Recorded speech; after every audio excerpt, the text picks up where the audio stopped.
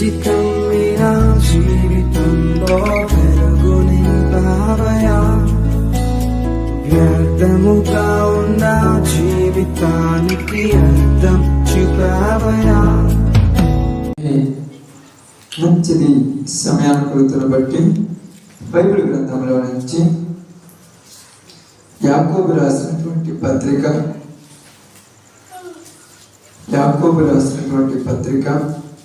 1వ అధ్యాయము 12వ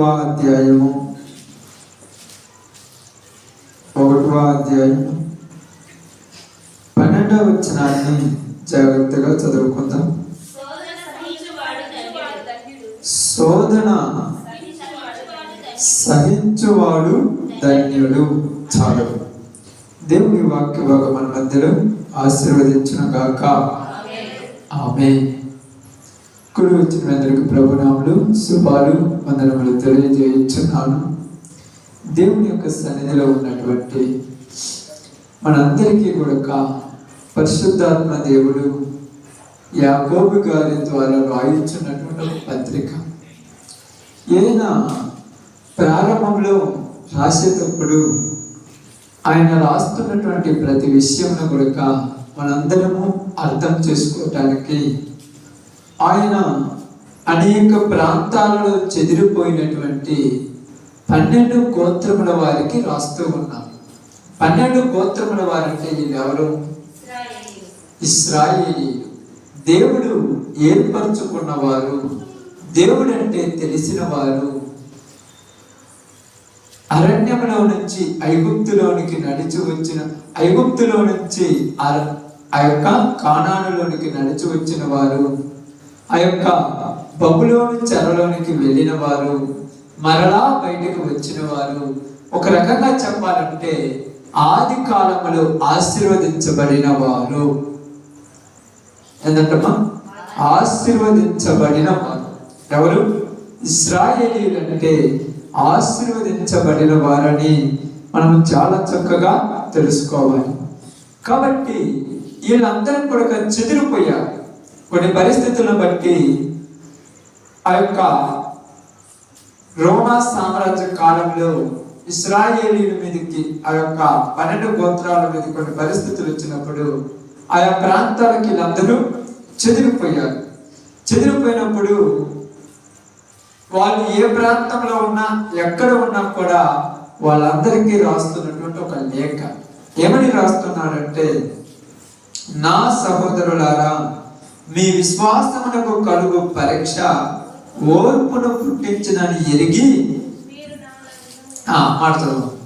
మీరు నానా విధములైన శోధనలో పడినప్పుడు అది మహానందమని ఎంచుకొనుడి. చాలు. ఇక్కడ వాళ్ళతో ఏమని చెప్తున్నారంటే, మీరు నానా విధములైన శోధనలలో పడినప్పుడు అన్నారు. అంటే శోధనలో పడినప్పుడు అని ఎందుకు అంటున్నాడు? పేతురు రాసినటువంటి మొదటి పత్రిక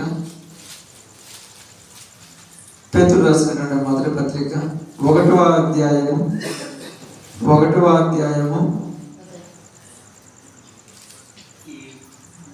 6వ వచనం. ఇందువలన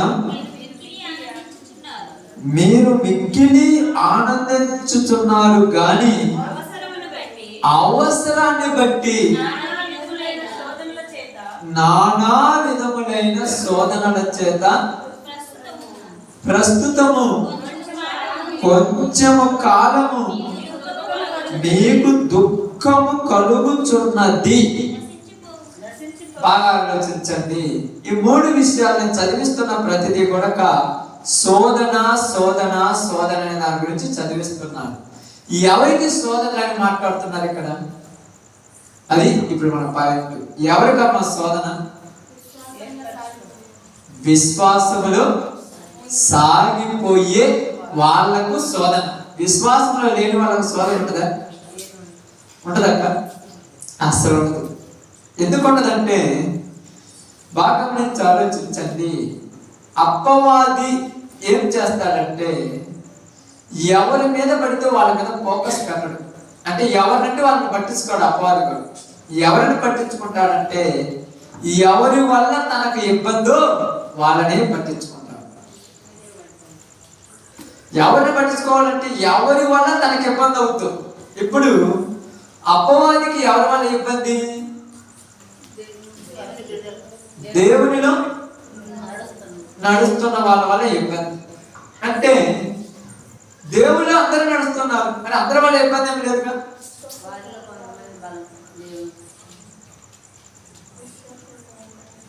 ఇప్పుడు పరుగు పందెంలోకి వెళ్తారు. పరుగు పందెంలోకి వెళ్ళినప్పుడు ఫస్ట్ ప్రైజ్ ఎవరికి ఇస్తారు? ఫస్ట్ పోయిన వాళ్ళకి ఇస్తారు.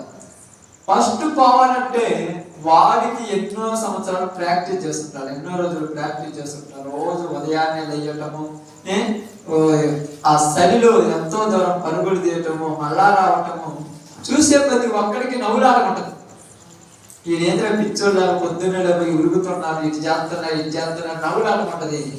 కానీ వాడికి తెలుస్తుందా వాడు ఎందుకు పరుగులు తీస్తున్నాడు? వాడికి కాళ్ళు నొప్పులు వచ్చినా, కడుపులు నొప్పి వచ్చినా, ఒకవేళ చలి అనిపించినా, ఒకవేళ జ్వరం వచ్చినా వాడు మాత్రము ఆ పందెంలో పాల్గొనేవాడు కాబట్టి ప్రాక్టీస్ చేయాల్సిందే.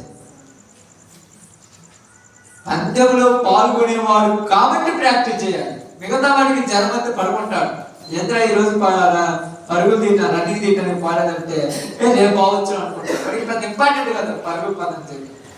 రెండోది, మిగతా వాళ్ళు ఏదైనా పండగ వచ్చినా మానుకుంటారు, ఏదైనా ఫంక్షన్ వచ్చినా మానుకుంటారు, ఏదైనా ఇబ్బంది అయినా మానుకుంటారు, ఇంట్లో ఎవరైనా ఏదైనా అనుకున్నా మానుకుంటారు, ఎవరైనా నవ్వుతారు అనుకున్నా మానుకుంటారు. కానీ వీడు మాత్రం ఎవరేమనుకున్నా మానుకోడు. ఎందుకంటే వీడికి అవసరము. ఎందుకు అవసరము? వీడికి తెలుసు తను ఎందుకు రోజు ప్రాక్టీస్కి వెళ్తున్నాడు, తను ఎందుకు రోజు ఉదయాన్నే లేచి అలా పరుగులు తీసి వస్తున్నాడు. వాడికి తెలుసు 9 గంటల దాకా పడుకొని నిద్రపోయి లేచి వాడిని చూసి నవ్వేవాడికి ఏం తెలుసు? అలాగనే సమాజం గురించి ఆలోచిద్దాం. వాడు ఈ విధంగా కష్టపడి ఒకానొక దినమున ఆ యొక్క రన్నింగ్ రేస్ లోనికి పాలు పంపులు పొందుతాడు. ఆ పాలు పంపులు పొందినప్పుడు వాడు ఆ యొక్క పరుగు పందెంలో వాడు గెలిచినప్పుడు, వాడికి బహుమానం ఇచ్చినప్పుడు వాడిని చూసి నవ్విన వాళ్ళే వాడి గురించి గొప్పగా చెప్తారు. అంటే వీడి దృష్టిలో ఏముంది? బహుమానం ఉన్నది.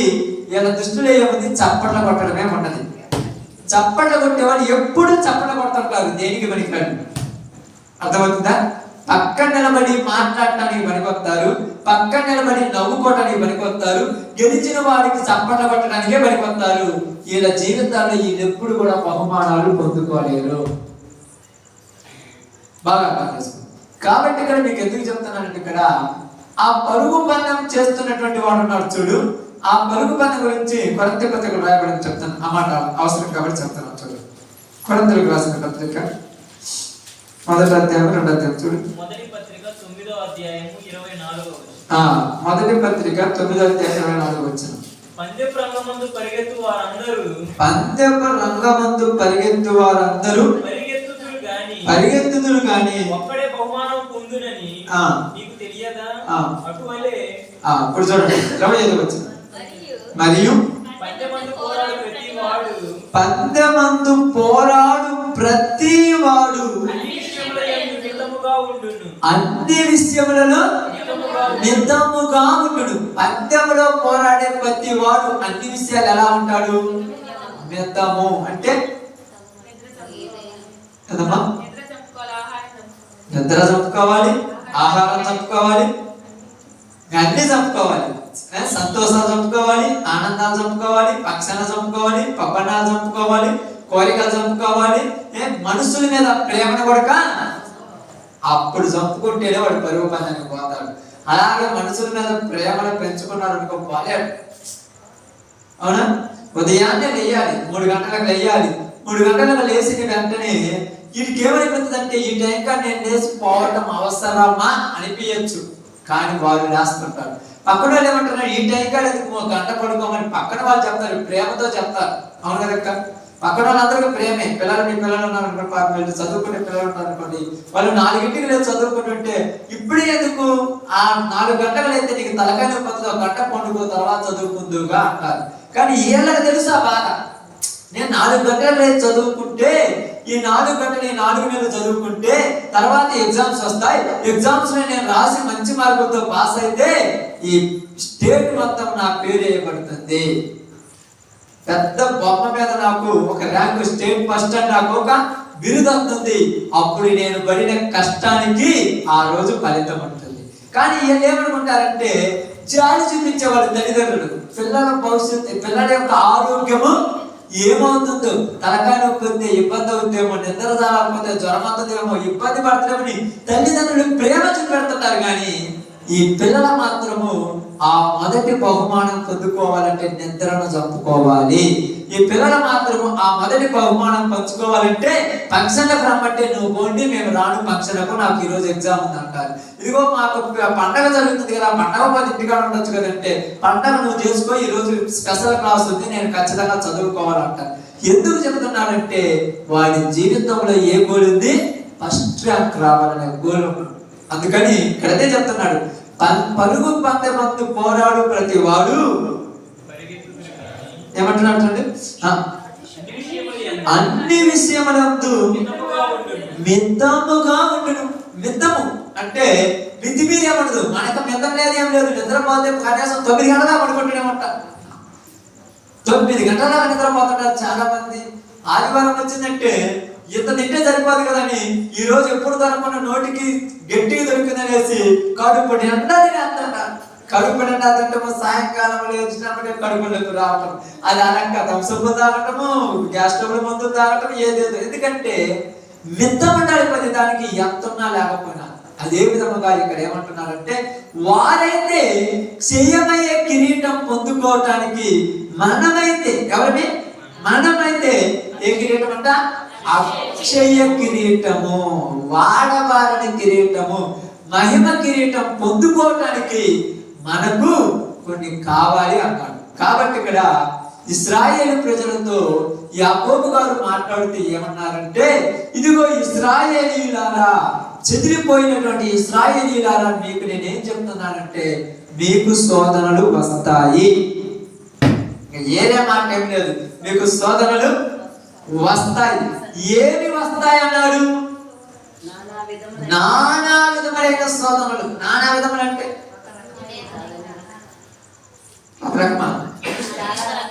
అక్కడ రాసింటే బాగుండు, ఒక్క రకం కాదంటాను. నానా విధమైన శోధనలు. ఎందుకు నానా విధమైన శోధనలు వస్తాయి అంటే, నీకు ఇందాక చెప్పాను, మీకు అందరికి గుర్తుందో లేదు, మనమని పట్టించుకునే వాళ్ళు ఒక్కళ్ళు ఉండరు.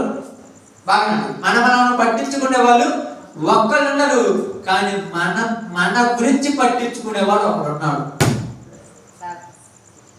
మనమను పట్టించుకునే వాళ్ళు ఒక్కళ్ళు ఉండరు. పోతే పని వాళ్ళ దగ్గర వాళ్ళ పనికిరాను వాళ్ళ బతుకులు పనిరని మన గురించి లోకంలో ప్రతి ఒక్కడు అంటారు. కానీ మన గురించి మనమే అని శ్రద్ధ తీసుకొని మనం అలా పాడు చేయడానికి ఒక్కడే ఉన్నాడు. వాడక్కడే వీళ్ళందరికీ బాసు,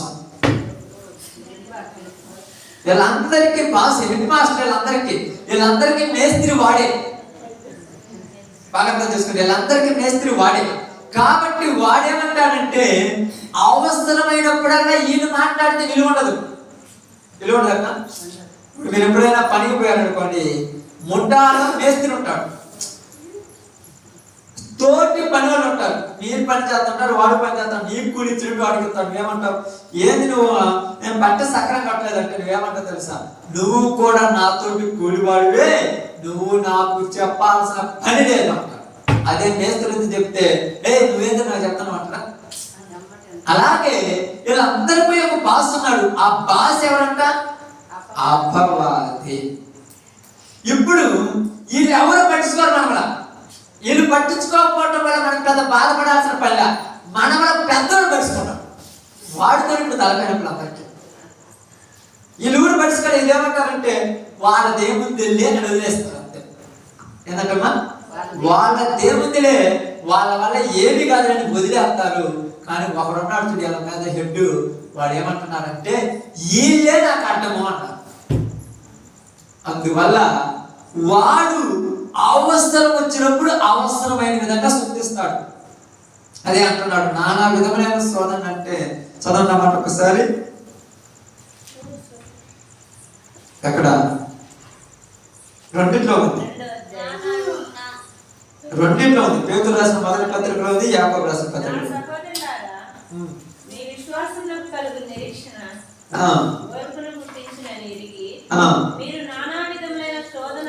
మీరు నానా విధములైన శోధనలు పడినప్పుడు అది మహానందమని ఎంచుకొనుడి. చూడండి, అది మహానందమని ఎంచుకొనుడి. ఎందుకు చెప్తున్నానంటే ఇంకా మొదటి పేతురు 1:6 వచ్చినప్పుడు ఇక్కడ ఏమంటున్నాడంటే, ఇక్కడ మాట్లాడుతున్నాడు. ఏమని మాట్లాడుతున్నారు? ఎందువలన మీరు ఆనందించుతున్నారు కానీ అవసరాన్ని బట్టి అన్నాడు. ఏదంట? అవసరాన్ని బట్టి అంటే అవసరం వచ్చినప్పుడే ఉప్పు వేయాలి అక్క కూరలో. కావాల్సినంత వేసిందనుకో ఉప్పు పోయి ఊసేస్తాం. అర్థమైందా? అవసరాన్ని బట్టి వస్తాయి. నీవు ఎప్పుడు ఎక్కడ దేవునికి అవసరమో అప్పుడే నీకు శోధన పెడతాడు. నీ వల్ల అక్కడ పనిచేయాలని దేవుడు నిర్ణయించి పెట్టుంటాడు. ఇదిగో ఈ రోజు ఈ టైంలో ఈ ప్రాంతంలో ఈ సహోదరి కానీ ఈ సహోదరుడు కానీ వచ్చి ఇక్కడ ప్రార్థన చేస్తే ఈ ఆత్మని నేను మార్చాలి, ఈ సహోదరి కానీ సహోదరి కానీ వచ్చి వాక్యం చెప్తే ఈ మనిషి మనసును మార్చాలని దేవుడు నీకు పని అప్పగించాడు చూడు. అప్పుడు వచ్చి నీకు ఒక సకమైన శోధన పెట్టేస్తాడు. నువ్వేమంటావు అంటే రోజు నన్ను ఇబ్బంది పెట్టాడు, ఈ రోజు ఇబ్బంది పెట్టినట్టే ఆ రోజు నీ ద్వారా అక్కడ పని జరిగించాలని ఆయన అనుకున్నాడు. అందుకు నీకు అడ్డం పెట్టాడు. అంతేనా కదా? ముఖ్యమైన వాళ్ళనే ఆపుతాడు. అందరిని ఆపుతా. ముఖ్యమైన వాళ్ళు వీళ్ళు పోతే ఏదో ఒకటి జరుగుతుంది, వాళ్ళని ఆపుతాడు. అందువల్ల నువ్వు అనుకుంటున్నావు ఏంటంటే ఈ ఒక్కసారి ఇబ్బంది వచ్చింది కాబట్టి రేపు చూద్దామంటే రేపు నీతో పని లేదు అక్కడ. రేపు పని లేదు అక్కడ.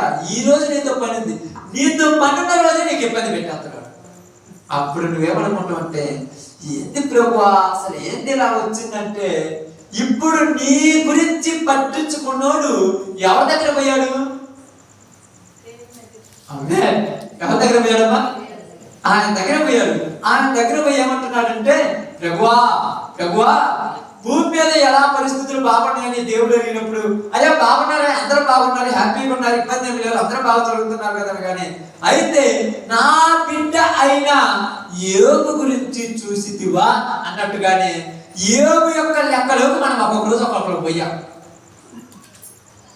ఒక్కొక్క రోజు ఒక్కొక్కరు, అందరం ఒక రోజు పోలా, ఒక్కొక్క రోజు ఒక్కొక్కరు. ఆ టైంలో ఏమన్నారంటే ఇదిగో నా బిడ్డ అయినటువంటి ఇదిగో సహోదరిని చూసావా అన్నాడు. ఆయనకేమయ్యా అన్ని సమృద్ధిగా నువ్వు ఇచ్చావు.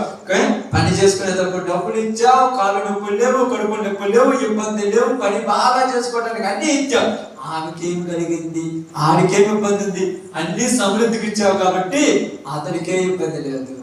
అందుకనే నువ్వు వద్దన్న ప్రార్థన చేస్తానన్నాడు. అయితే ఏంటి నువ్వు ఏంటంటే ఒక్కసారి ఒకరు తగ్గి నీకు ప్రార్థన చేస్తే నన్ను అడగా. ఏం తగ్గియాలి అంటే ఏం తగ్గియద్దు. ఒక్కసారి ఏమంటున్నాడంటే ఒక్కసారి ఒకరి తగ్గి ఏం తగ్గియాలంటే ఏమద్దు, ఈ 2 రోజులు వాడి మీద అధికారం నాకు ఏమని.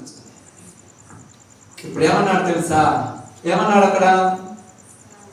యోబు ప్రాణముని ఏమి చేయొద్దు, మిగతా దాన్ని నీ ఇష్టం వచ్చి చేసుకోమన్నాడు. ఎవరి దగ్గర పోయాడమ్మా? ఎవరి దగ్గర పోయాడు? అమ్మ దేవుడి దగ్గర పోయాడు. దేనికి పోయాడు? పర్మిషన్ తీసుకోవాలి. ఏం పర్మిషన్ తీసుకోవాలి?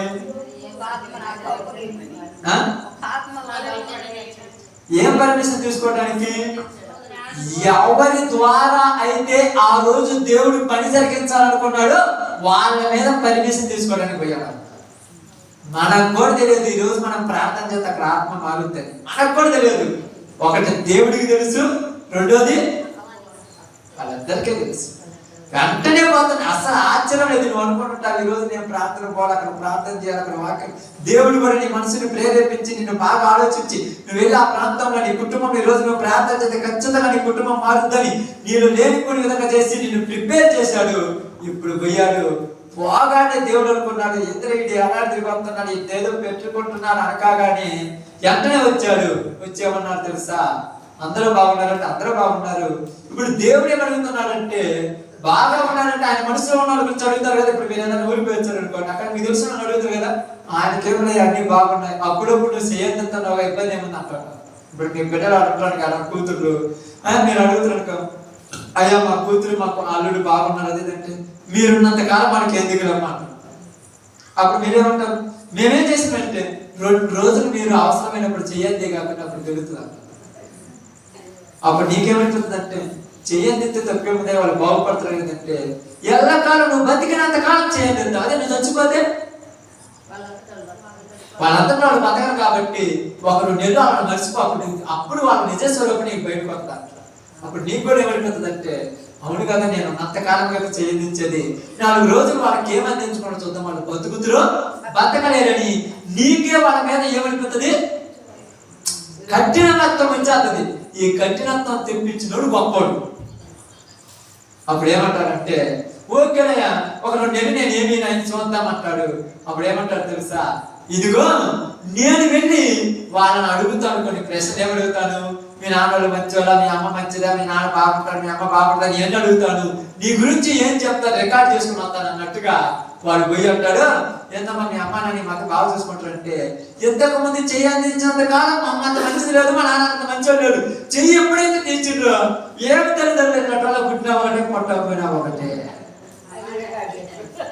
అంటే ఇప్పుడు ఇంప్రమేషన్ తీసుకోవాలి. అంటే వీళ్ళకి ఏమర్థమైంది తెలుసా? మేము చెయ్యందించినప్పుడు ఒక రకంగా ఉన్నారు, మేము చెయ్యందికపోతే ఇప్పుడే చెప్తున్నారు. అంటే ఏమని చెప్తున్నారు తెలుసా?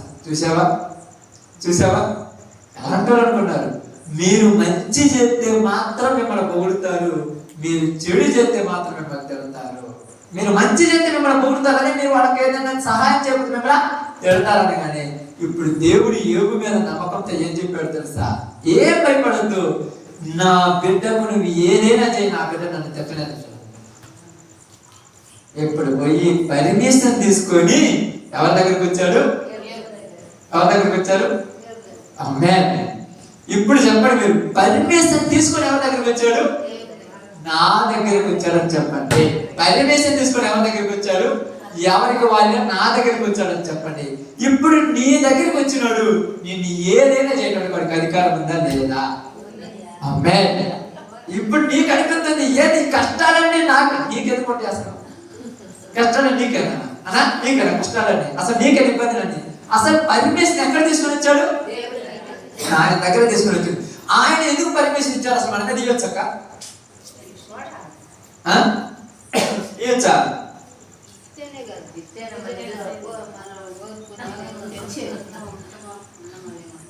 అసలు అందరం చెప్పేది నిజమే కదా, ఇద్దేనే బాగున్నారు అంటే అందరూ ఒప్పుకుంటున్నారు ఇద్దే బాగున్నాడు. ఇప్పుడు ఇద్దే బాగున్నారు అనుకున్నాం కదా, తీసుకొని వచ్చాడు, దేవుడు ఇచ్చేసాడు. ఇచ్చిన తర్వాత ఇప్పుడు ఆయన ఏం చేస్తున్నాడు?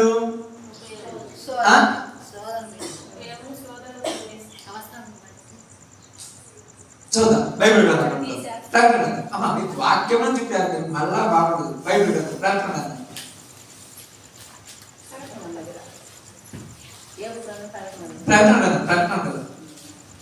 నేను చేసిన వాక్యమే చిన్నగా చేసి చదవను. 2వ అధ్యాయం ప్రకటన గ్రంథం 2వ అధ్యాయం తీసారమ్మా? 10వ వచనం జాగ్రత్తగా చదవండి. ఇదిగో మీరు శోధింపబడినట్లు అపవాది మీలో కొందరిని చెరలో వేయింపబోచున్నాడు. 10 దినములు శ్రమ కలుగును. అక్కడ మీరు శోధింపబడినట్లు అపవాది మీలో కొందరిని, అందరిని అన్నాడా? కొందరిని ఏం చేస్తారంట? చెర. ఏ చెర?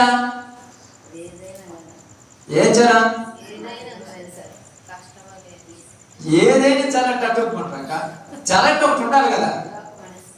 ఏ చెర అంటే అపవాది మీలో కొందరిని చెరలో వేయించబడుతున్నాడు. ఏ చెర అంటే వాడి చెరలోనికి మనం తీసుకొని పోతాం. వాడి చెర, వాడే మన చుట్టూ ఉంటాడు, మనం వాడి మధ్యలో ఉంటాం. చుట్టూ దారులన్నీ మోసపోయి ఉంటాయి తెలుసా మీకు కొన్నిసార్లు. అవకాశం ఎక్కడా ఉండదు. ఇప్పుడు మీరు ఏమనుకుంటారు తెలుసా? నాకు సావే శరణం, ఇక ఏదే దారి లేదు, ఏం చేయాలి అర్థం కాలేదు. చుట్టుపక్కల ఒక్క రాష్ట్రం ఒక రకమైన టెన్షన్స్ కాదు, అన్ని ఇబ్బందుల మధ్య ఎక్కువపోయిన బతుకులు మనది. అప్పుడు మనం ఏమనుకోవాలంటే, ఇప్పుడు నా మీద ఎవరికి పర్మిషన్ ఇచ్చాడు? వాడికి పర్మిషన్ ఇచ్చాడు కనుక చుట్టుపక్కల ఉన్న వాళ్ళందరూ వాళ్ళే. ఇప్పుడు నేనేం చేయాలి? ఏం చేయాలి ఇప్పుడు?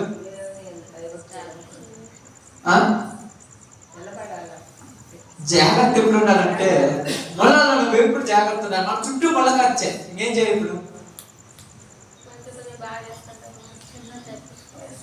చిన్నగా తప్పించుకునేటట్టు వేసిండు వాడక, తప్పించుకునేటట్టు వాడేస్తుందా? మరి ఏం చేయాలి?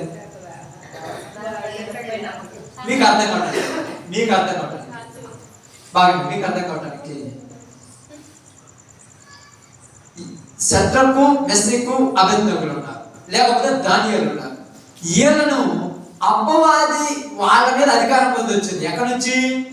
దేవుని దగ్గర నుంచి. అపవాది వాళ్ళ మీద అధికారం పొందొచ్చి ఇప్పుడు ఎవరిని ప్రేరేపించింది? ఆ దేశపు రాజుని ప్రేరేపించింది. ఆ దేశపు రాజు సడన్ నిర్ణయం తీసుకోడు కదా. రాజు నిర్ణయం తీసుకోలేదు కాబట్టి, తీసుకోడు కనుక రాజుకు వాళ్ళ గురించి సారీని చెప్పడానికి ఆ ప్రాంతంలో కొంతమంది లేపింది. ఇప్పుడు వాళ్ళు వచ్చి, రాజా ఈ దేశంలో ఉన్న వాళ్ళందరూ నీకే ప్రార్థన చేయాలి కదా అని కొంతమంది వచ్చి, ఇంకో కొంతమంది వచ్చి, రాజా ఈ దేశంలో ఉన్న వాళ్ళందరూ నువ్వు పెట్టించిన ప్రతిమకే మొక్కాలి కదా అని కొందరు వచ్చారు. ఇప్పుడు లేవనెత్తిన వాళ్ళు ఎవరు? లేవనెత్తిన వాళ్ళు ఎవరంటే ప్రజలు. లేవనెత్తిన వాళ్ళు ఆ ప్రాంతంలో ఉన్న ప్రజలు. ఈ ప్రజలకు వాడి మీద అధికారం ఉందా? వాళ్ళ మీద, శద్రకు మీద, మెషకు మీద అధికారం, అబేద్నెగో మీద, లేకపోతే దానియేలు మీద, దానియేలు మీద అధికారం ఉందా?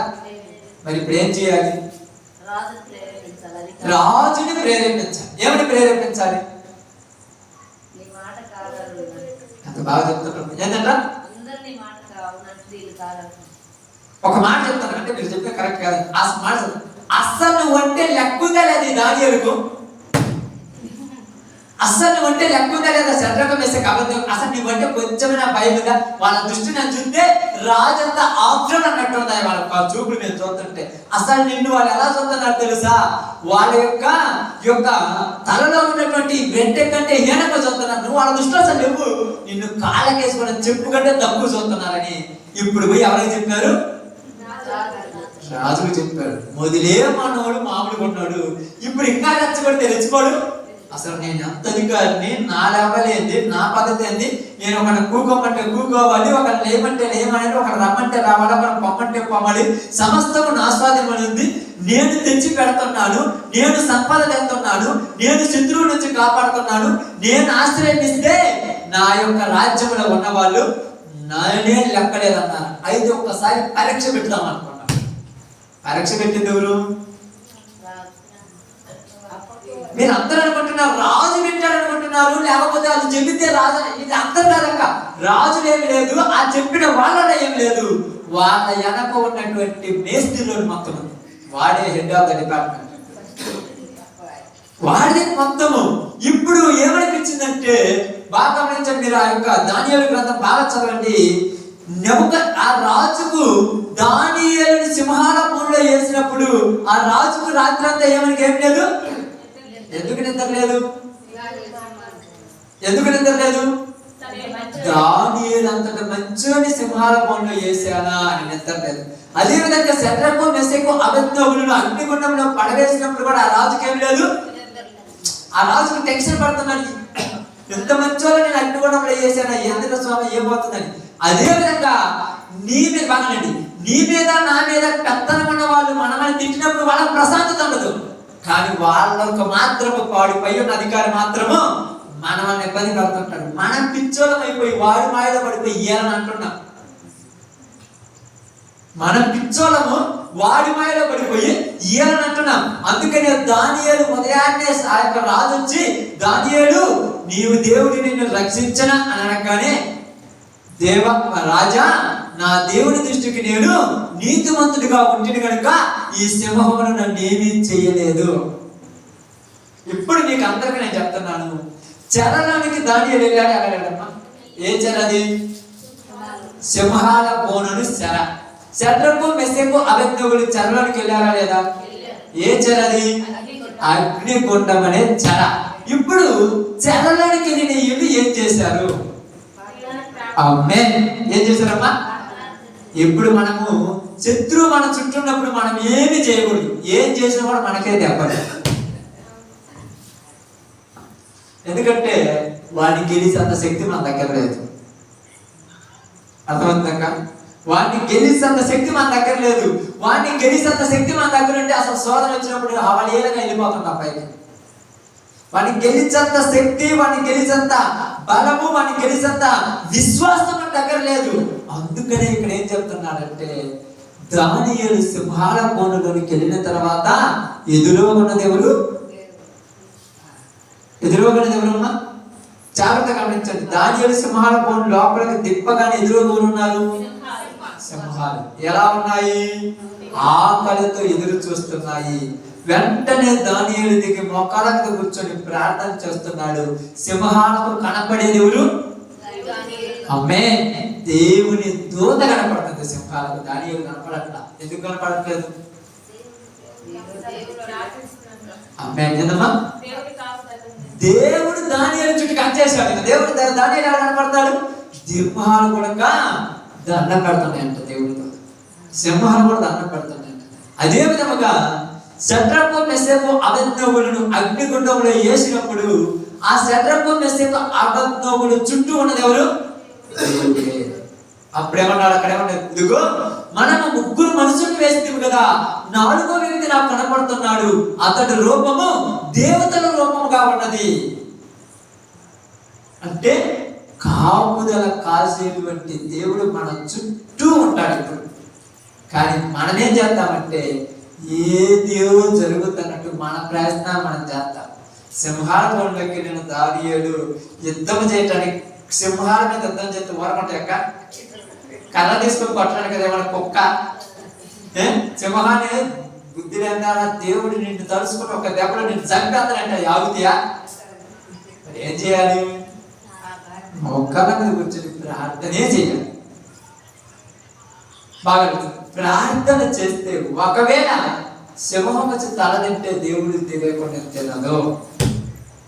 కాబట్టి ఇక్కడ మీకు అందరూ చెప్తాను, నానా విధములైన శోధనలు అన్నప్పుడు, అపవాది మీలో కొందరిని చెరలో వేస్తారన్నప్పుడు ఇలాంటి చెర బాగా ఆలోచించండి. ఇదేంటి? చెర. దీన్నే చెర అనేది. ఎందుకు ఇది చెర నేను చెప్తున్నానంటే, ఈ చెరలో ఉన్నప్పుడు ఏమన్నా అక్కడ మీలో కొందరిని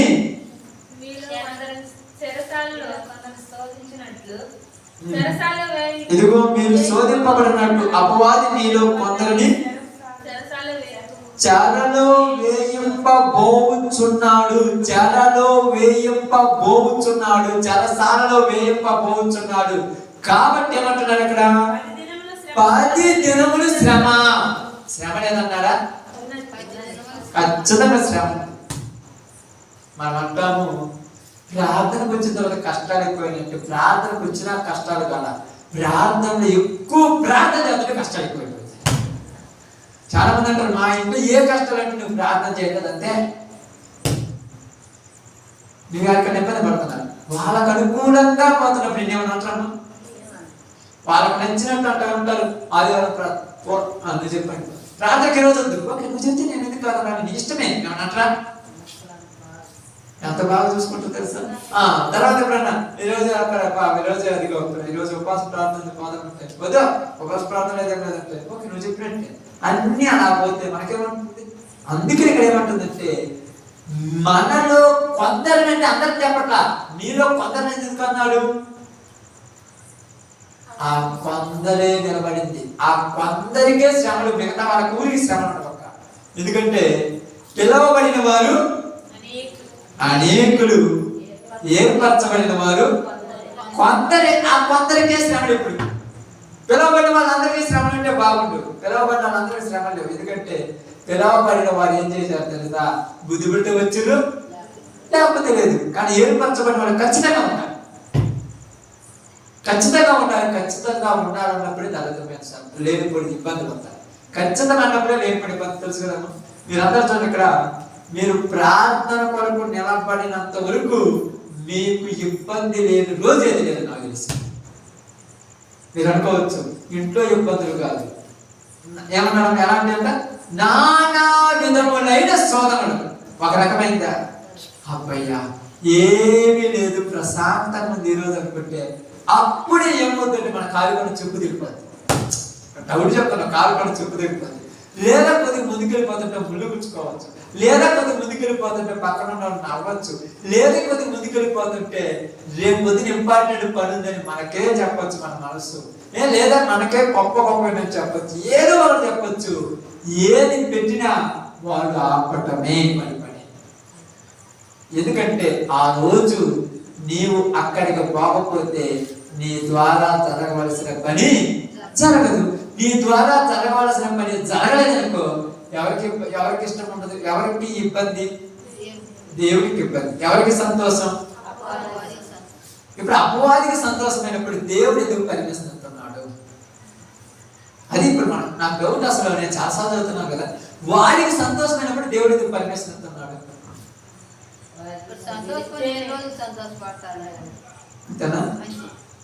కాదు, అలా కాదు. దానికి ఏదో ఒక పరమార్థం ఉంటుంది. ఏంటంటే మన మీద మన తండ్రికి ఉన్న నమ్మకం. చాలాసార్లు అప్పుడప్పుడు మీ పిల్లలు ఉన్నారు కదా, పిల్లల గురించి ఇరుగు పొరుగులు వచ్చి ఏం చేస్తారు, మీ పిల్లడు సిగురు తాగుతాడు, మీ పిల్లడు అంతా ఏమంటారు తెలుసా, నా కంఠంలో నా గొంతు కోసుకుంటా నా పిల్లడు తప్పు చేస్తాడు.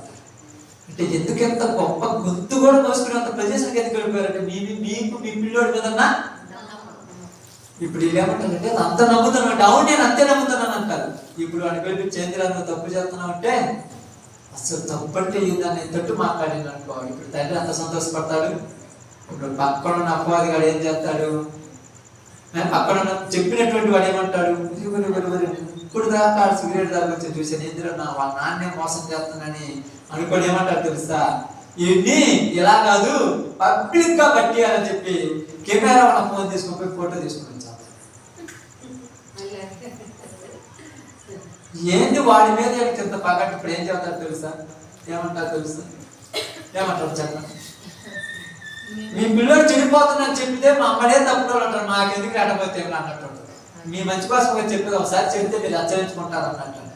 ఇప్పుడు అపవాది కూడా అలాగే అన్నాడు, నీ పిల్లలు చెడిపోతున్నారని నీకే చెప్తారు, నాకేం సంబంధం అంటే దేవుడికి తెలియదా? ఆయన తెలియకే ఉంటుందా? ఏముండదు. కానీ మనమేమనుకుంటాం చెప్పండి, కుమారుడే బిడ్డలు ఏమనుకుంటారమ్మా, మా అమ్మకు మా నాన్నకు తెలియదు అనుకుంటారు చెప్పండి. నిజంగా అనుకుంటారు. కావాలంటే 100% చూడండి, తల్లిదండ్రులకు నిజంగా పిల్లల యొక్క ప్రవర్తన వాళ్ళ ఇంట్లో నడిచే నడవడికను బట్టి వాళ్ళు బయట నాకు తెలిసిపోతుంది. కానీ ఏమంటారంటే చిన్న పిల్లలు కదా ఏమి కాదులే అన్నట్టుగా నెగ్లెక్ట్ చేసి తీసుకుంటారంటే వీళ్ళు ఏమనుకుంటారంటే మా అమ్మాయి తెలియదు మా నాన్న తెలియదులే, నేను ఏ వేసాలు వేసినా చెల్లుద్దిలే అనుకుంటారు.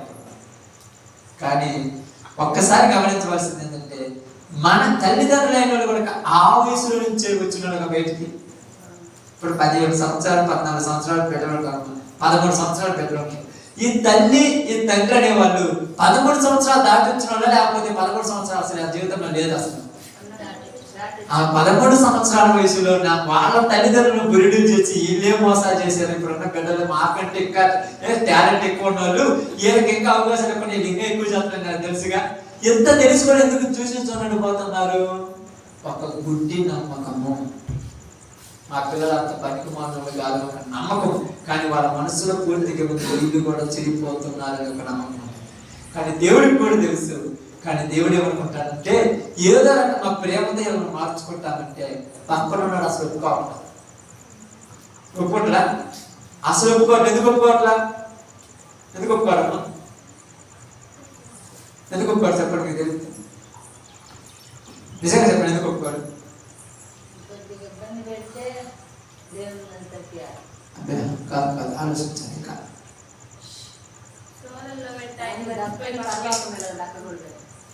ఇంకా ఓకే కొద్దిగా అంటే నేను చెప్పేది ఏంటి, మన పిల్లలు కొంచెం అటు ఇటు మనకు తెలుసు, కానీ మనం ఏమనుకుంటాము ఇది చేస్తున్నానని తెలుసు కూడా చిన్నగా సర్ది చెప్పుకొని ఏదో ఒక లైన్లో పెట్టుకుందామని మనం అనుకుంటున్నాం, కానీ పక్కన అడిగేది అసలు ఓర్చుకోలేకపోతాడు.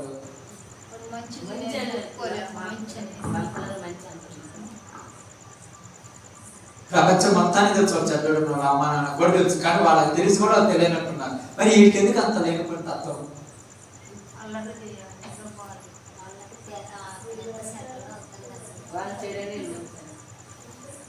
మీరు అందరు చెప్పే కరెక్ట్ పాయింటే, కానీ అసలు పాయింట్ ఏంటంటే నా బిడ్డలు నేను చెడ్డోళ్ళు అన్నారు కదా, నా బిడ్డలు చెడిపోయారు కదా, వాళ్ళ బిడ్డలు కూడా చెడ్డోళ్ళు అయితే నాకు బాగుంటుంది. అది వాడి కడుపులో అంట.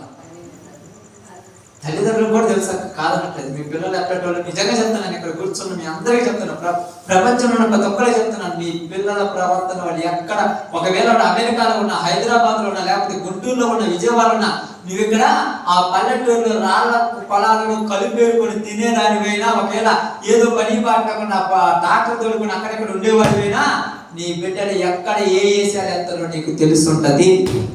తెలియకుండా ఉన్నామంటే మనం తల్లిదండ్రులు కానే కాదు. ఎందుకంటే వాళ్ళ అడుగు జాడలు తెలియనంత పిచ్చోళ్ళం కాదుగా. కొత్తలో ఆ ఊరి నుంచి బయటకు పోగానే రోజుకు 4 ఉదయం ఫోన్, సాయంకాలం ఫోన్ చేసి ఒక 2-3 నెలల తర్వాత ఫోన్ ఉదయమే చేస్తున్నారు, అక్కడ సంవత్సరం తర్వాత మధ్యాహ్నం కూడా లేదు, 2-3 రోజులు చేస్తున్నారంటే మధ్యలోకి ఏదో పనికి మాలి అదావరు వచ్చిందని అడిగా. ఎందుకు వచ్చిందో మాకు అసలు తెలియదు కదంటే, నేను అదే చెప్తున్నాను, మనం కూడా కాని నుంచి వచ్చిన వాళ్ళమే. దేవుడు మన రూపంలోకి వచ్చి మన జాగ్రత్తగా చెడిపోయినాడుగా. అందుకని ఈ అపవాది గారికి ఏంటంటే, వీళ్ళ పిల్లలు చెడ్డోళ్ళని నేనంటున్నాను, ఊరంతా అంటున్నాను, వీళ్ళు మాత్రం ఒప్పుకోవట్లేదు. వీళ్ళ నోటితో వీళ్ళ నడిపితే నాకు సంతోషము. మీ నోటితో మీరు అన్నారంట, నా కొడుకు పనికి మాలోడు, నా కూతురు దరిద్రపది ఇచ్చి ఎట్టాడు ఎదుగు పుట్టింది, నా బిడ్డల కంటే నీ బిడ్డలే కొద్దిగా పర్వాలేదు అని అంటే వాడి కడుపు నిండిపోతాడు.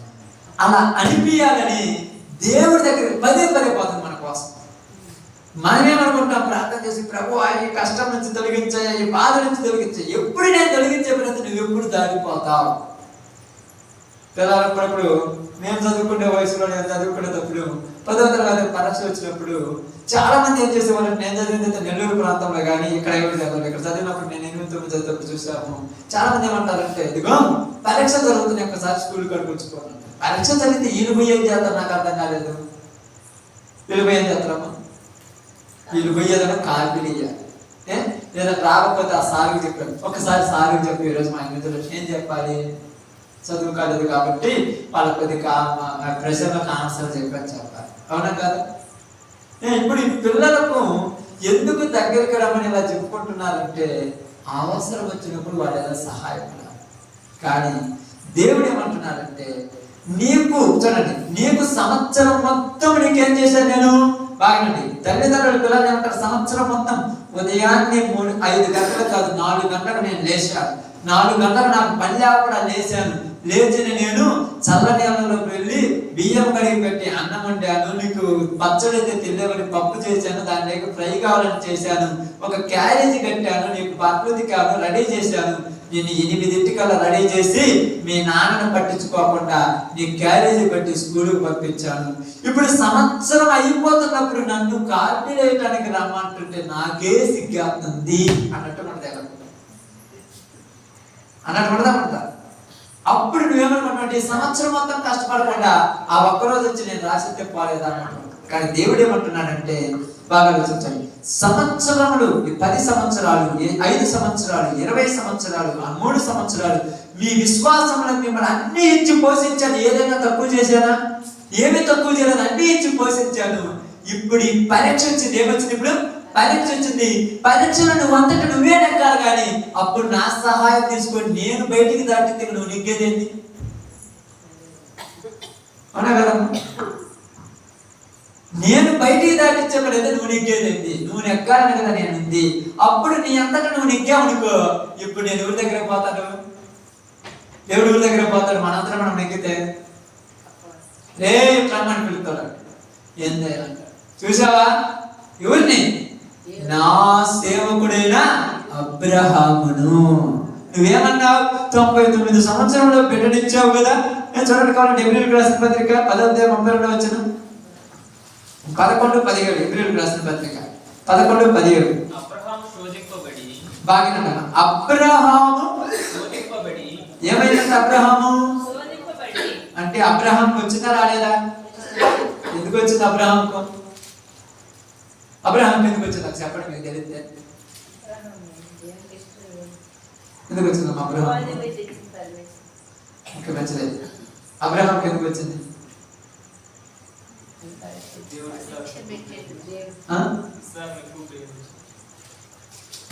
అబ్రహాంకి ఎందుకు వచ్చింది ఆ శోధించే పరిస్థితి? పరీక్ష అబ్రహాంకి ఎందుకు పెట్టాల్సి వచ్చింది? ఓకే చెప్పాను కరెక్ట్, నేనేం తప్పులు లేదు. ఓకే కరెక్ట్ అట్లా చెప్పండి. అబ్రహాంకి ఎందుకు వచ్చిందంటే మన తండ్రి మంచోడా? మన తండ్రి అంటాడు తెలుసా? మీ పిల్లలు చదువుకుంటుంటే తల్లిదండ్రులు 10 తండ్రులు ఉంటారు, అంటాడు తెలుసా? గొప్పలు చెప్పుకుంటారు గురించి, మామూలు గొప్పలు చెప్పుకోవాలి. అబ్బా మా కొడుకు రైట్ మామూలు పడుతుంది, ఏ లెక్క చెప్పు, కన్ను మూసి కండేసం చెప్పేస్తారు అంతే. ఇంగ్లీష్ ఏదైతే చెప్పి అన్ని పేర్లు రాసేస్తారు అంతే. ఏంటంత గొప్ప చెప్తున్నావు అని. కానీ ఇప్పుడు ఏమంటారు తెలుసా? ఒక్కసారి విడిపోయాక కొడుకుని చూద్దామని కానీ రే ఇప్పుడు అంటాడు. ఏదన్నా ఇదిగో నువ్వు ఇప్పుడు నువ్వేదైనా చెప్పేస్తారు కాబట్టి అంటాడు. ఇప్పుడు 10 మంది మధ్యలో నిలబెట్టి రే యాపిల్ స్పెల్లింగ్ చెప్పమంటే వాడు చిన్ని తర్వాత ఏపీఎల్ యాపిల్ అనగానే ఇప్పుడు ఎవరు నోరు మూసుకుంటాడు? ఎవరు నోరు మూసుకుంటాడు? అడిగినాడు అంటాడు, అమ్మ నీ కొడుకు ఇంత బాగా చదువుతాడు, చి నా కొడుకున్నాడు పనికిరాడు. ఎందుకని? వాడి సిగ్గుపోవాలంటే మన కొడుకు వాడి దగ్గర మనం వాడు గెలిపించాలి. అందుకని అబ్రహాం ఏం చేశాడు తెలుసా? అబ్రహాం గురించి దేవుడు ఏమన్నాడంటే అబ్రహాం విశ్వాసులకు తండ్రి, అబ్రహాం విశ్వాసులకు తండ్రి, అబ్రహాం అంత గొప్పవాడు, అబ్రహాం అంత గొప్పవాడు, నీతిమంతుడు లేడు, అతనికి నీతిని ప్రేమించాడు, అతని విశ్వాసులకు గొప్పవాడని చెప్పగానే రోజు పొగుడుతుంటే ఎవరికి పాపం వచ్చింది? వాడికి పాపం వచ్చేవాడు తెలుసా? ఎందుకు రోజు అబ్రహాం అబ్రహాం అబ్రహాం అంటున్నా?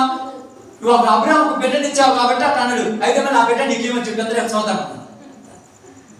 ఏడనుకున్నావా? నువ్వు ఏడనుకున్నావు అంటే ఏమని చెప్పు చూద్దాం. ఏమని చెప్పు? సారా వదిలిపెట్టమని వదిలిపెడతాడు, బంగారం ఏమని చెప్తాడు, ఆస్తి మొత్తం వదిలిపెట్టమని వదిలిపెడతాడు, లేక ఇచ్చినావు కదా కుమారుని, ఏమని చెప్పు చూద్దాం. ఎంతనేమో ఇప్పుడు అన్నాడు అబ్రహాం దగ్గర పోయి, అబ్రహామా నీకు ఉన్న కుమారుని నాకు ఇస్తావా అన్నాడు. అబ్రహాం ఏమన్నాడు అన్నాడు తెలుసా? అయ్యా నువ్వు ఇచ్చావు, నువ్వు అడగటం కరెక్ట్ కాదు, తీసుకొని ఇష్టం అన్నాడు. ఇప్పుడు ఏం చేశాడు తెలుసా? తీసుకొని ఇష్టం అనగానే ఏమన్నాడు తెలుసా? చూడు నా బిడ్డ అంటాడు, అయ్యా మాట ఊరేం చెప్తారులే, ఊరేం చెప్పాడు మాట చెప్పండి. మన చెప్పాలి ఎన్నిసార్లు చెప్పిన మాట ఏం చెప్పినాము? ఇప్పుడు బాప్తిజం తీసుకుని మొదలుకొని చచ్చిపోయేదాకా దేవుడి సిద్ధ ప్రకారమే బ్రతుకుతాను ఎన్నిసార్లు చెప్పలా? వాగ్దానం చేసిన ప్రతిరోజు ఏమన్నా దేవుడి సన్నిధికి నేను ఎప్పుడు తింటాను చెప్పలా? మాట ఊరేం చెప్తారు. ఇప్పుడు ఇదిగో ఆ కొండ మీద పోయి అక్కడ బలి అని చెప్పి చూద్దామన్నాడు. ఇప్పుడు అన్నాడు నీవు నీ కుమారుని తీసుకుని అక్కడికి రమ్మన్నాడు. రెడీ చేశాడు. సారమ్మ చెప్పాడు, అమ్మా నేను కుమారుడు అక్కడికి వెళ్ళి దేవునికి బలి అర్పించి మళ్ళా వస్తామన్నారు. అక్కడ కనువలను తీసుకున్నాడు, గాడిద కథలు కట్టాడు, అవన్నీ తీసుకొని వస్తున్నప్పుడు ఇక్కడ జరుగుతున్న సింటమ్స్ ఆలోచిస్తే అబ్రహాము ఆ కట్టెలు తీసుకొచ్చి ఇస్సాకు నెత్తి మీద పెట్టాడు. అబ్రహాము చేతిలో ఖడ్గం ఉంది. ఇప్పుడు వీళ్ళిద్దరూ అక్కడ నుంచి కొండ మీదకి వెళ్ళిపోతున్నారు. బాగా ఆ కొండ మీదకి వెళ్ళిపోతున్నాడు. ఇప్పుడు కూడా చూడండి ప్రేమ కోసం అక్కడ మనం ఆలోచించే అబ్రహామును ఇస్సాకు అడుగుతున్నాడు, తండ్రి కాల్చడానికి కట్టెలు ఉన్నాయి, బలి ఇవ్వడానికి నీ దగ్గర ఖడ్గం ఉంది, గొర్రె పిల్ల ఎక్కడా అనగానే మనోడికి ఏమైంది?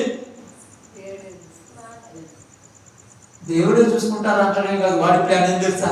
ఎంత ముద్దుగా మాట్లాడుతున్నాను నేను గెలించేదని ప్రేమ తరిగిపోతుందిగా. అప్పుడప్పుడు మీరు అంటారు కదా, ప్రేమతో అడిగాక ఆగిపోయామయ్యా ప్రార్థనకి, ప్రేమతో అడిగితే ఆగిపోతావా? మనకు అర్థం కాదు, వాళ్ళు అంత ప్రేమిస్తున్నాం మన వల్ల. ప్రేమతో ఏం ప్రేమతో అడిగాం నాకు అర్థం కాదు. ఇప్పుడు అబ్రహాముని ఇస్సాకు అడిగినంతకంటే కేవలం అడిగిరా?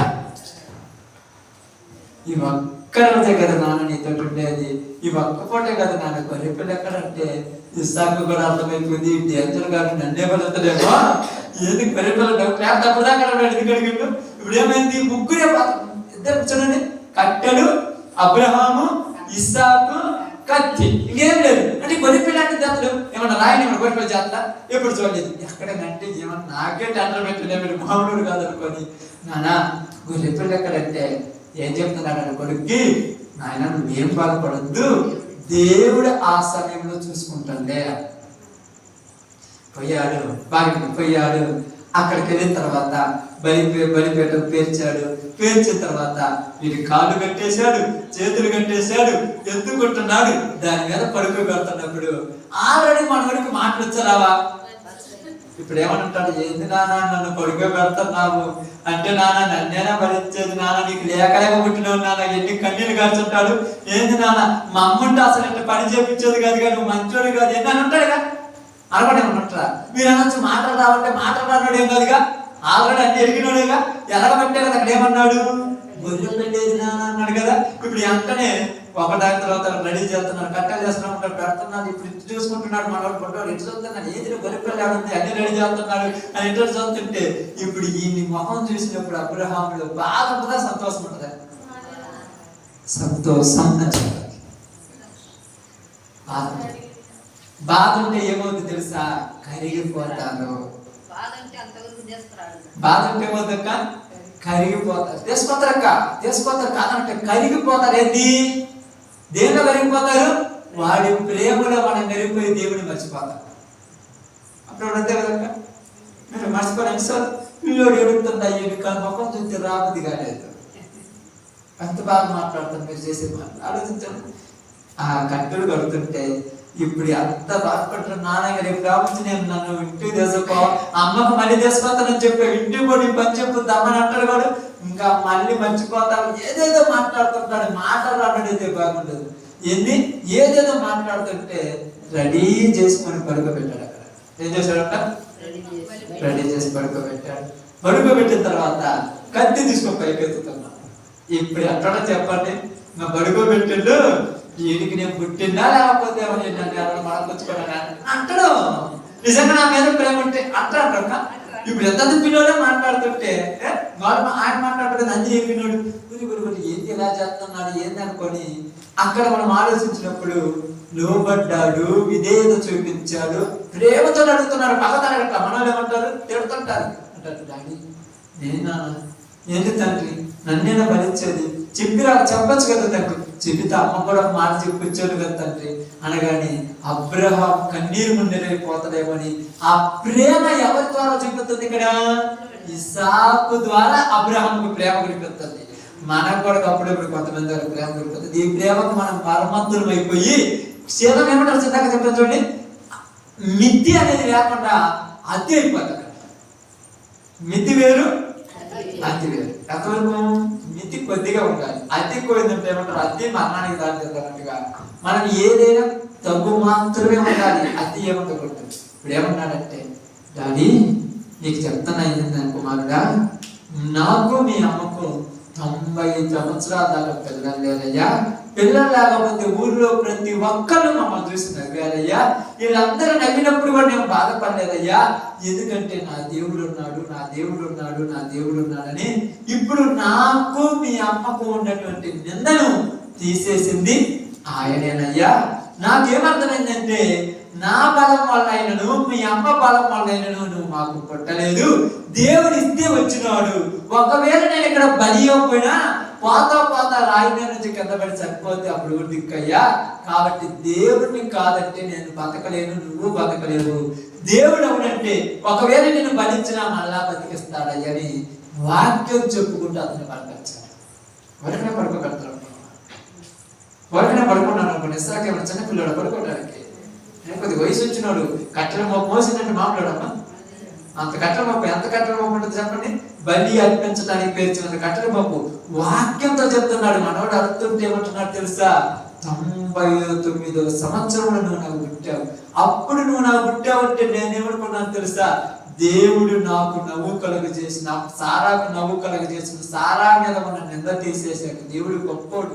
ఇదిగో మేము ఆ టైంలో ఏమనుకున్నామంటే గుడ్డాలనేటువంటి ఆ నింద పోయి పుట్టిన బిడ్డ అప్పుడు చచ్చిపోయినా పర్వాలేదు అనుకున్నామయ్యా. అప్పుడే లేకుండా అసలు నువ్వు లేవు కదా. కాబట్టి వాక్యం చెప్పిన తర్వాత అక్కడ ఏమన్నా తెలుసు, తండ్రి నాకంటే ముందు నువ్వు దేవుడిని అనుకున్నాడివి, నీకంటే నాకు ఏమి ఎక్కువ తెలుసు, నీ చిత్త ప్రకారమే కానిమ్ము, నీకు నచ్చినట్టే కానీ, నువ్వేం చెడు చేయట్లేదు కదా, మంచే కదా, కాబట్టి కానిమ్మనగానే ఇప్పుడు ఇక్కడ చూసిన అబ్రహాం కత్తి పైకెత్తినప్పుడు దేవుడు ఎమ్మటి ఎవరిని పిలిచాడు? ఎవరిని పిలిచాడు? అపవాదిని పిలుతుడు. నేను ప్రతిసారి అబ్రహాం పిలిచాను, వాక్యం చెప్పండి, నేను లోపల మరణం ఆలోచించి ఎమ్మటి ఎవరిని పిలిచాడు? అదే రా అన్నాడు. చూసావా, నా బిడ్డ గురించి నువ్వు నా బిడ్డను పరీక్ష కట్టమన్నావుగా, చూడు కావాలంటే ఎలాగైతే నీకు ఇంగ్లీష్ లో ఏ స్పెల్లింగ్ కావాలంటే టక్క చెప్పేస్తున్నాడు, హిందీ కావాలంటే చెప్తున్నాడు, లెక్కలు కావాలంటే చెప్తున్నాడు. ఇక వాడి దగ్గర ఏంటంటే తప్పయ్యా, నీ కొడుకు నేను తప్పు అనుకున్నాను, మామూలు కాదయ్యా, అయ్యా నేను తప్పుటి ఎప్పుడు నీ కొడుకునేమి అనని తండ్రి దగ్గరే ఓడిపోయి తండ్రి పాదాల మీద వెళ్ళిపోతాడు. అందుకన్నా చూడండి, అబ్రహాం అన్నావు కదా, ఇలా చేస్తాడు అన్నావు కదా, చూడు అందుకే నా బిడ్డ గురించి నేను 10 మందిలో కాదు 100 మందిలో నేను గొప్పగా చెప్పుకోగలను, ఎందుకంటే నా కోసం ఏదైనా చేయగలడు. మనము గెలిచిన ప్రతిసారి ఎవరికి కోపము, ఎవరికి సంతోషము, ఎవరు ఏడుస్తారు? అపవాది ఏడుతారు. వాడు ఏడితే ఓరపడరా? ఏం చేస్తాడు? ఏడ్చినప్పుడు ఏం చేస్తాడు? ఎందుకు ఏడ్చినప్పుడు ఏమంటారు తెలుసా?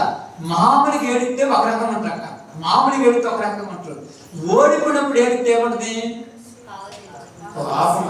పాపది అడిగింది అయినప్పుడు ఏడితే ఎట్లుంటున్నాడు? చేతులకి ఏం దొరికి అంత తీసుకుని వస్తున్నాడు. ఇప్పుడు ఇది కోపం చేంజ్ చేసింది తెలుసా? వెంటనే చదవబడ్డాము. ఎవరిలో నీ హెడ్ ఉన్నారు, వాళ్ళు చదవబడిపోయారు. ఇప్పుడు వచ్చి లెక్కలేదా, అసలు మాట పట్టించుకోవట్లేదా, చెబుతుంటే వినట్లేదా? నీ గుండెల్లో రైలు కాదు ఇప్పుడు పరిగెత్తి, నేను పరిగెడుతుంటే చెప్పండి, ఇప్పుడు ఏమి పరిగెత్తాం? సింహాల నోరు మూసిన నా దేవుడు, అగ్నిలో నలిగొట్టున్న నేను నా యొక్క సహోదరుల సెంట్రల్ మెసేపులు అబద్ధములను కాపాడిన దేవుడు, నువ్వు ఏమి చేసినా నేను మాత్రం కదలను మెదలను. ఆమేన్.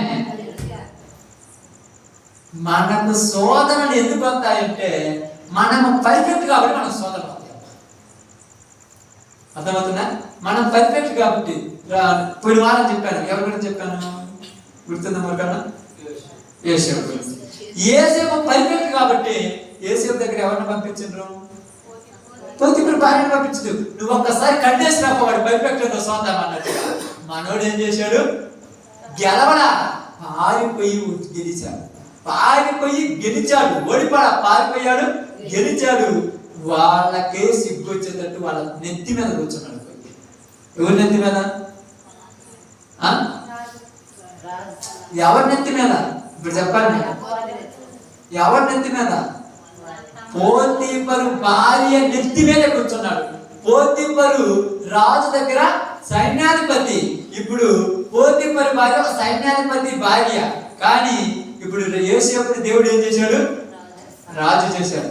ఇప్పుడు రాజులోకి వెళ్ళినాడు కాబట్టి పోతీఫరు భార్యను వెళ్ళమంటే వెళ్ళాలి, కూర్చోమంటే కూర్చోవాలి, అంతే. నీకు అర్థం కాదా? నీవు ఎవరినైతే ఓడిస్తావో, ఎవరినైతే గెలుస్తావో అక్కడ నీకు ఏమై ఉండదు, అంతే. అంతే కదా? కొత్త పని రాను అనుకోండి, ఇదిగో నాతో పని చేయమంటే ఏమంటారు తెలుసా?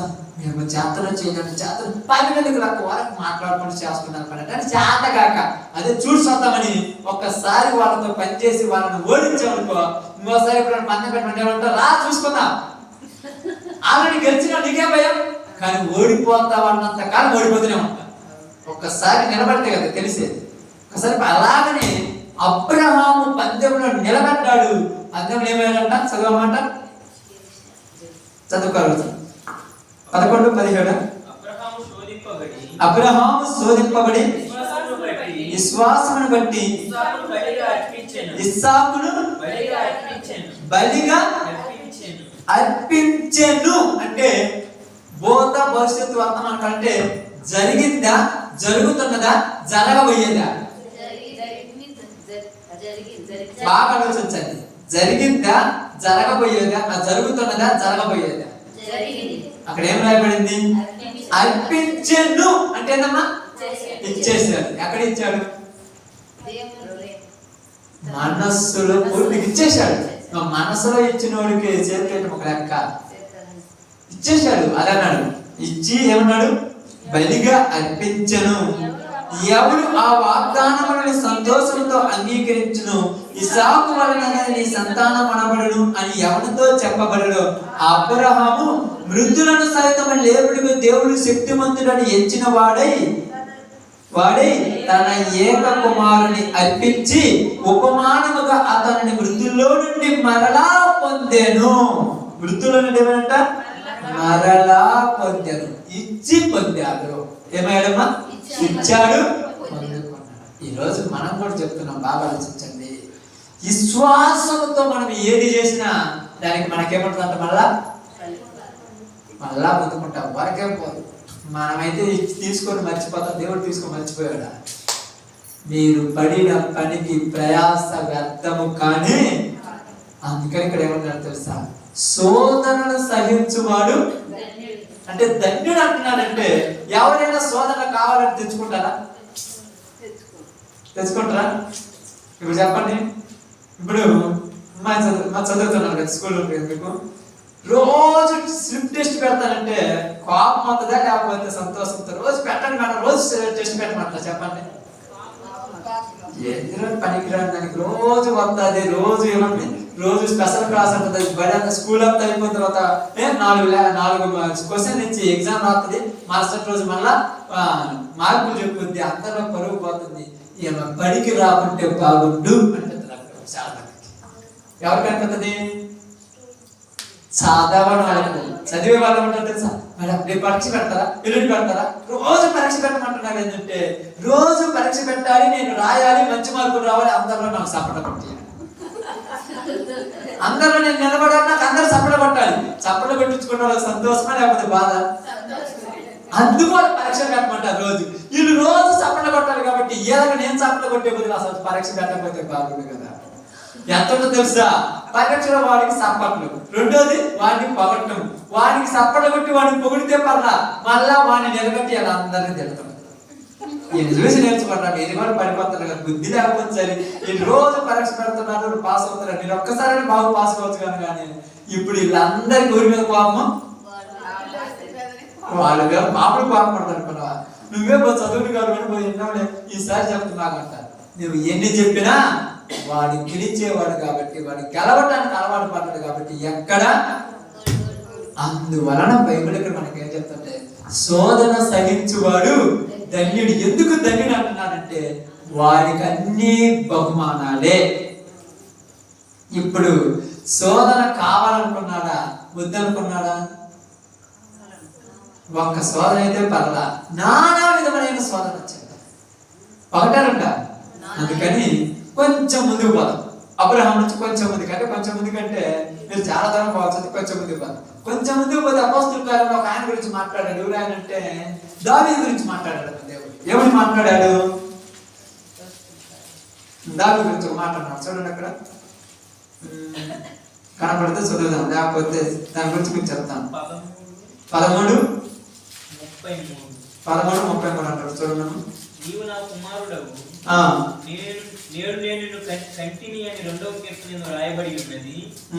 మరియు ఇక కుళ్ళు పట్టకుండా ఆయనను మృతుల నుండి లేపుటను బట్టి దావీదునకు అనుగ్రహించిన పవిత్రమైన వరములను నీకు అనుగ్రహించును. కాదు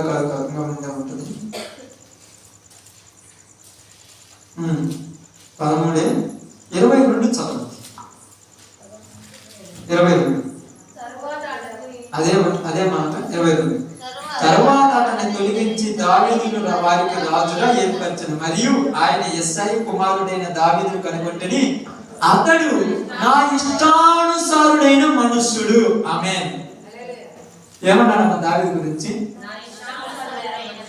నాకు ఇష్టం వచ్చినాడు అన్నాడు. ఇష్టం వచ్చినాడంటే మిగతా వాళ్ళంటే ఇష్టం లేనట్టుగా, నా ఇష్టమైనడు, నాకు నచ్చినాడు అంటే దావీదు 10 మంది దగ్గర చెప్పాడు. దావీదు నాకు నచ్చినాడు అని. ఇలా జవతంటే ఎవరికి కోపం వచ్చిందమ్మా? సౌలు కోపం వచ్చింది. సౌలు కోపం రాడా? సౌలు ఏం చేశాడు? కోపం వచ్చి ఎంత కోపం వచ్చింది తెలుసా? కత్తితో తీసుకొని చంపేద్దామనిపించినట్టు వచ్చింది. ఎన్నిసార్లు చంపబోయాడమ్మా సౌలు దావీదుని? ప్రతిసారి దావీదుకి వచ్చాడా సౌలుకి వచ్చాడా? దావీదుకి వచ్చాడు. దావీదు తప్పించుకున్నాడు, వెళ్ళిపోతున్నాడు. దావీదు తప్పించుకున్నాడు, వెళ్ళిపోయి గెలిచాడు. ఇక సౌలు వల్ల కూడా కాలేదు. ఇక నెక్స్ట్ ఏం చేశాడు? అబ్షాలోమును పంపించాడు, కుమార్తె పంపించాడు, వార్త తెచ్చాడు. వాళ్ళ వల్ల కాలేదు. నెక్స్ట్ ఏం చేశాడు తెలుసా?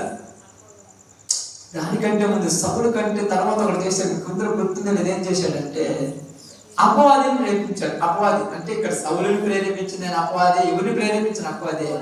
ఏం చేసిందంటే దేవుడు 10 సార్లు దావీదు గురించి బాగా చెప్పుకుంటున్నాడు. అమ్మ నా ఇష్టం వచ్చిన కుమారుడు, నాకు ఇష్టం వచ్చిన కుమారుడు. ఎవరి మీద చెప్తున్నాడు? ఎవరికి చెప్తే ఎవరికన్నా వాళ్ళు చెప్తే పర్లేదమ్మా. మనోళ్ళు అప్పుడప్పుడు బాగా నచ్చారు. మనోళ్ళు అప్పుడప్పుడు ఉంటారు కొంతమంది, మన ఎక్కడ కొంతమంది ఉంటారు. మన పిల్లలు మంచి మార్కులు వచ్చి మన పిల్లల ఫోటోలు అక్కడ అంటే అక్కడ ఫ్లెక్సీలలో బాగుపడి మంచి మార్కులు వచ్చినాయనుకో, వాళ్ళ ఇంట్లో అనుకుంటే పర్లా, వాళ్ళంటే పర్నాలు ఉంటారు చూడు, వాళ్ళ ఇంటికాడ పోయి నా కొడుకు స్కూల్లో ఫస్ట్ వచ్చినట్లా బట్టే వాళ్ళని నా ఇద్దరు చెప్తాను. వాళ్ళకి ఎట్లా చదివింటే నీ కొడుకు మామూలు కదా రెచ్చిపోతాడు. వాళ్ళని రెచ్చబడ్డానికి పదే చదువుతాడు. అప్పుడేమంటారు తెలుసా? శత్రువుల దగ్గర ఈ సంవత్సరం నాకు 50 లక్షలు వచ్చినాయి, వాళ్ళు ఎనాలని గట్టి చెప్తుంటారు. వాళ్ళ పాపం రావాలి. మన దేవుడు కూడా ఏమన్నాడు తెలుసా? దెయ్యం వినాలనే నాకు ఇష్టమైన కుమారుడు మనీ రెచ్చిపోయాడు. దెయ్యం కోపం రాదండి, అప్పటికి కోపంతో రాదు. అసలు ఎక్కడ చూద్దామని సౌలుని రేపాడు. సౌలు వల్ల కాదు. అంత సౌలు కంటే ముందు గొలియాతుని రేపాడు. గొలియాతు వల్ల కాదా? సౌలు వల్ల కాదా? అబ్బో దావీదు మామూలుడు కాదు, చాలా గొప్పవాడు, ఏం చేద్దాం అనుకున్నాడు. అన్ని తిప్పి అరే ఎట్టగాదని ఉరియా భార్య బత్షెబా దగ్గర నుంచి రేపొచ్చాను. ఏదైనా గెలుస్తాడు. ఏంటంట తన పోతాడంట 10,000 మందిని చంపుతాడంట. ఎడం పక్క 1000 మంది వచ్చిన, గుడి పక్క 10,000 మంది వచ్చిన, అందరిని తెగడనుకుని పోతాడు. నా బిడ్డ మామూలు అనుకున్నా, ప్రార్థన ఎలా చేస్తాడు, అంత గొప్పడు అనుకుంటా అది అన్నాడు. ఇప్పుడు ఎవరి దగ్గర పంపించాడు? బత్షెబా నుంచి. బత్షెబా ఒక్కసారి అట కన్నేయమన్నట్టుగా బత్షెబా శరీరము దావీదు కళ్ళల్లో విడుదల చేసింది. చూసి మనోడేమయ్యాడు?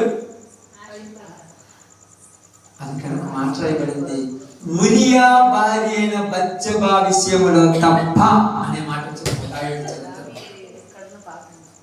ఆ మాట రాకుండా ఏం జరిగిందంటే, ఆ మాట రాకుండా బాగుంది. కానీ దావీదు గురించి దేవుడు గొప్ప కలలు అన్నాడు.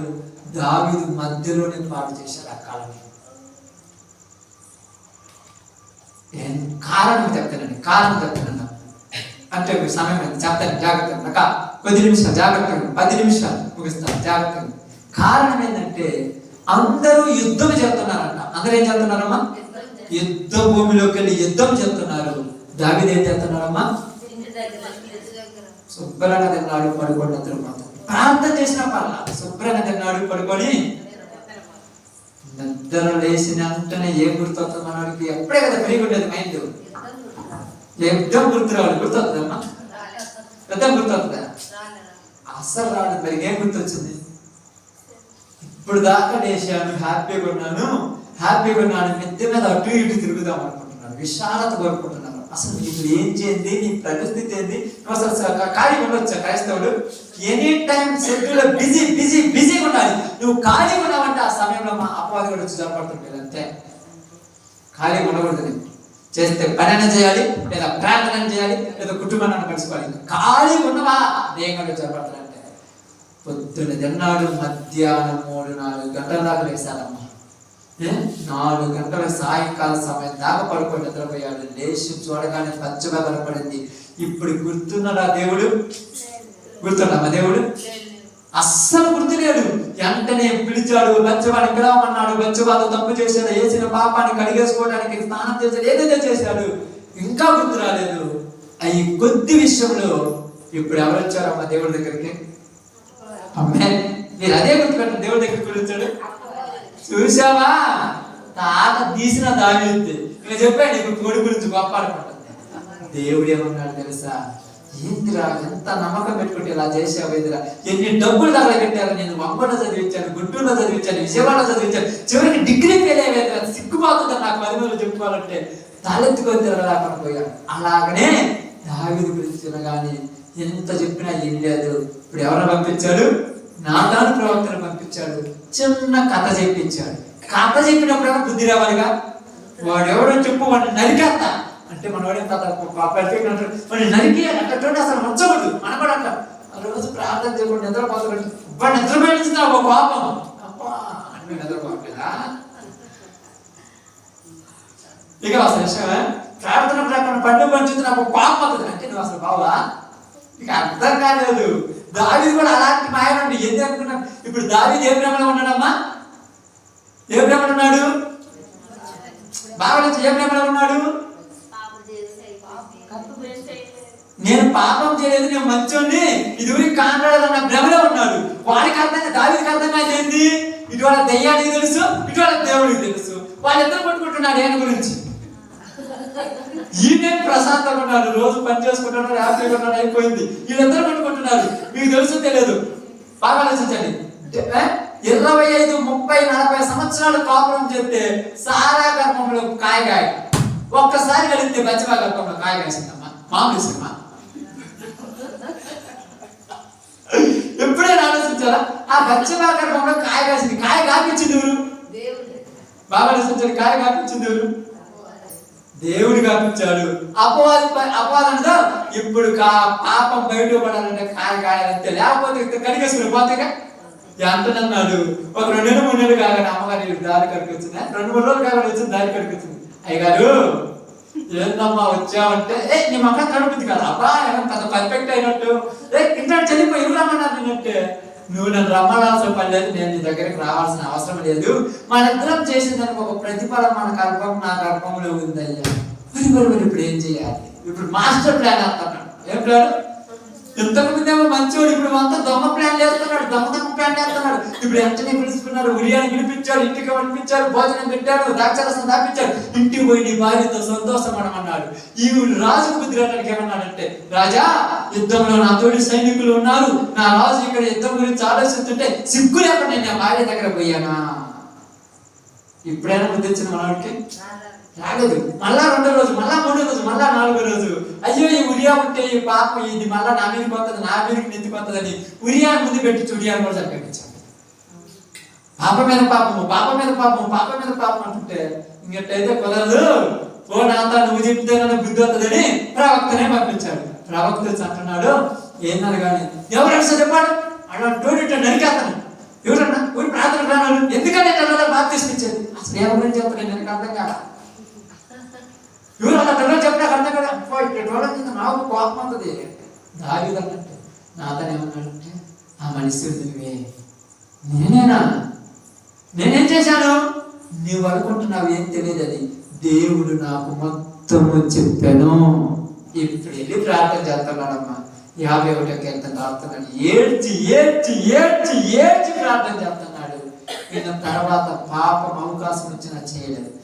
ఫెయిల్ అయినాడు, ఒక్కసారి అవుతాడు. మళ్ళా ఏం చేశాడు తెలుసా? నిలబెట్టాడు. ఎందుకు సోదరులు అవుతాయి అంటే పడిపోతామేమో అని. తర్వాత దావీదుకి రాలేదా? కొడుకైన అబ్షాలోము ద్వారా సోదరు వచ్చింది, తర్వాత వేరే వాళ్ళ ద్వారా సోదరు వచ్చింది. ఏం చేశాడంట? కాళ్ళకు చెప్పులు లేకుండా పంటల మీద పరుగులు తెస్తున్నాడు. కొడుకు దొరుకుంటున్నాడు, అమ్మను దొరుకుంటున్నాడు, పరుగులు తెస్తున్నాడు. సొంత కొడుకే సొంత కూతురుతో పాపం చేసి కొద్దిసి ఎన్ని కళ్ళతో చూస్తున్నాడు. ఏందిరా నాకు ఈ కారణం అంటే, అక్కడ ఏం రాకూడదు తెలుసా? నువ్వు రహస్యమందు ఎవరు చూడకుండా చేసిందివి, నీ గర్భవాసమున పుట్టిన నీ కుమారుడు నీ ఉపపత్నులతో అందరూ చూస్తుండగానే ఆ కొండ మీద వాళ్ళతో పాపం చేస్తాడని చెప్పేసి అది నువ్వు భరించాలి. తప్పదంతే, నువ్వు భరించాలి. ఎందుకంటే చేసింది ఎక్కడికి పోదు, అది పాపమైనా మంచి అయినా.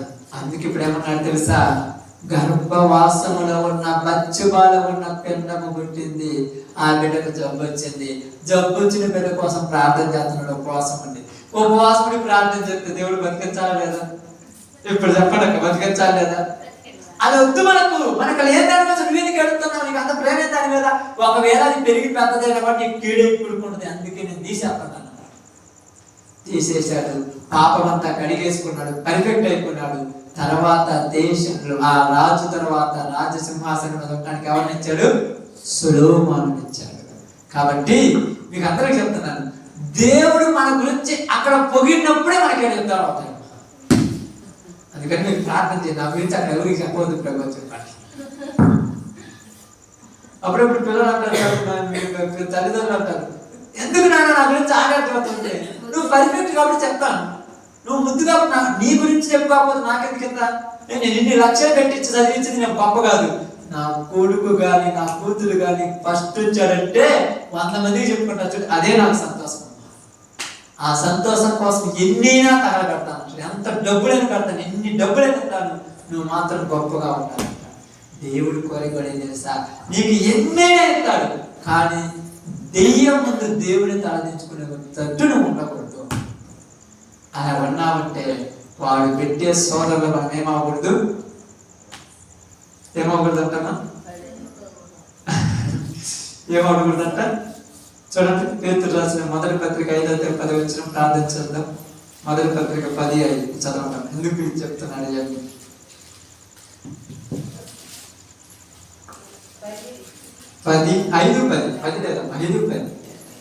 10 అధ్యాయం ఉండదు మళ్ళా.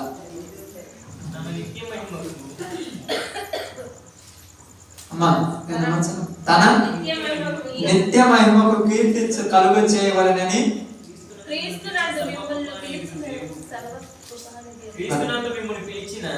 క్రీస్తునందు మిమ్మల్ని పిలిచిన సర్వకృపానిధి దేవుడు కొంచెము కాలము మీరు శ్రమ పడిన పిమ్మట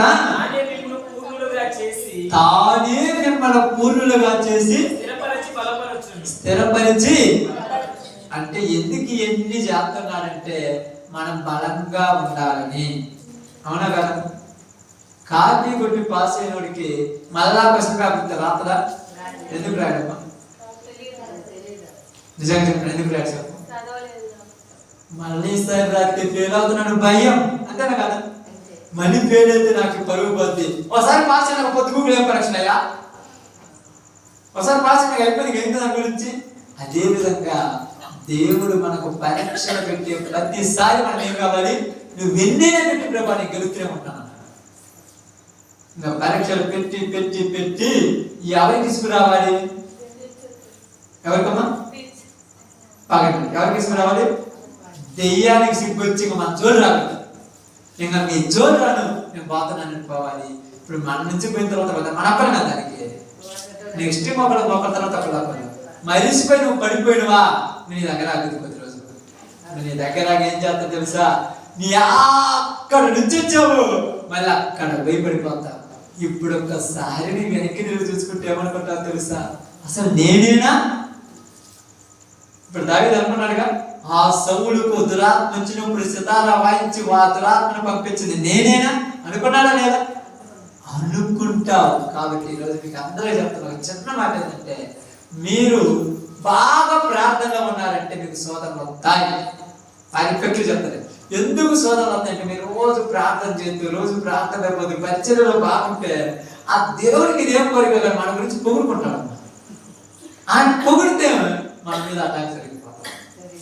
అందుకని మీరు దేవుడికి ఏం చేస్తారు? ప్రభు నా గురించి పొగడొద్దని చెప్పండి. పొగడొద్దని చెప్పడం అంటే అర్థమైంది అక్క? అర్థమైంది? ఎందుకు అర్థం?